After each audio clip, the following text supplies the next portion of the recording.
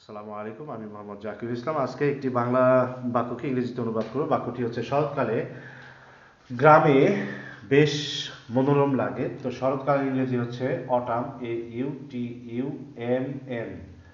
Autumn, এর উচ্চারণটা হয় না। তো এটা যেহেতু একটা ঋতুর নাম, তাই এর পূর্বে ইন বসবে, যেহেতু একার আছে কালে। গ্রাম ইংরেজি হচ্ছে ভিলেজ, VILLAGE, ভিলেজ। এটা যদি নির্দিষ্ট গ্রামের কথা বলা হচ্ছে দা, এর একটা হচ্ছে ইন বসবে, কারণ এই যে গ্রামের সাথে একার আছে, ইন দ্য ভিলেজ, গ্রামে। তো মনোরম লাগে, মনোরম হচ্ছে লাভলি, LOVELY, লাভলি। আর বেশ ইংরেজি হচ্ছে VERY, ভেরি। তাহলে এটাও ইট দিয়ে শুরু হবে।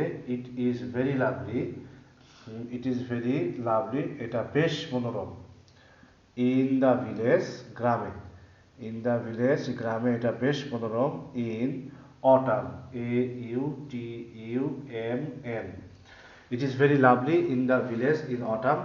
It is very lovely in the village in autumn. It is very lovely in the village in autumn. শরৎকালে গ্রামে বেশ মনোরম লাগে। It is very lovely in the village in autumn. Thank you.